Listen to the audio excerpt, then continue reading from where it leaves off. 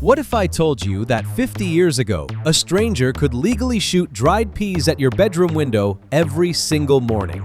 You didn't hire a machine to wake you up, you hired a human being.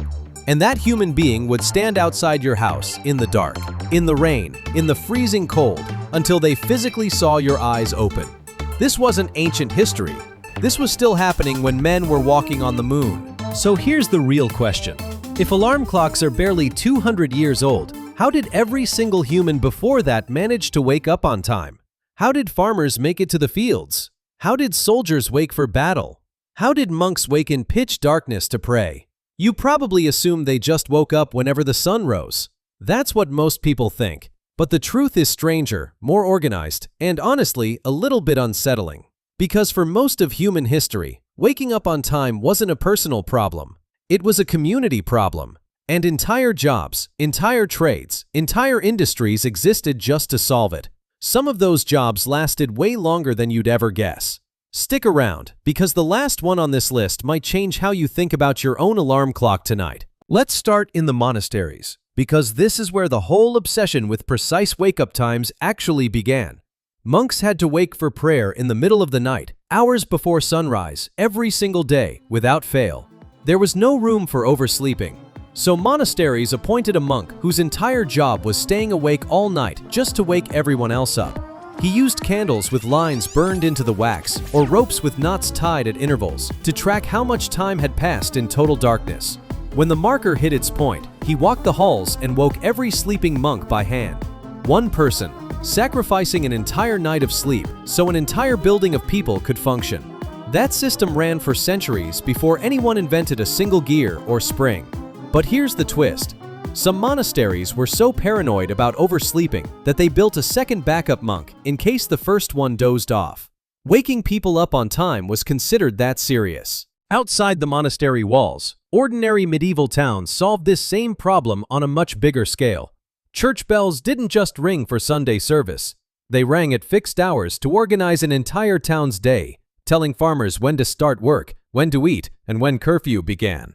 One bell could reach thousands of people at once, which made it the closest thing medieval Europe had to a mass alarm system. Some towns also paid a night watchman to walk the streets carrying a bell or a horn, calling out the hour as he went, partly to scare off thieves and partly to reassure everyone that morning was still on schedule.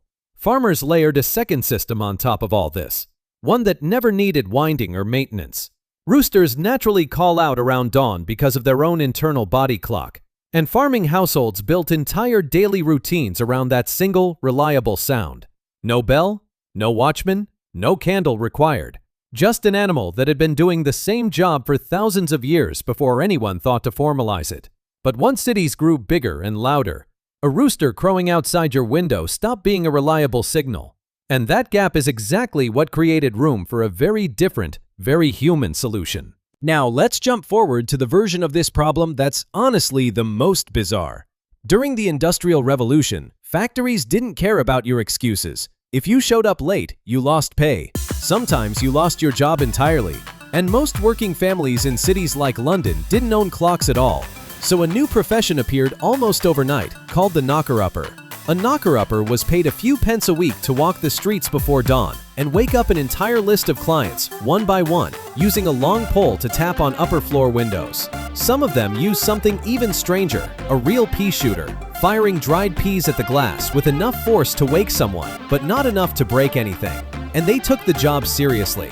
Many refused to walk away until they saw movement, a light turning on, a face at the window, proof that the job was actually done. Miss a wake-up call, and someone lost a day's wages.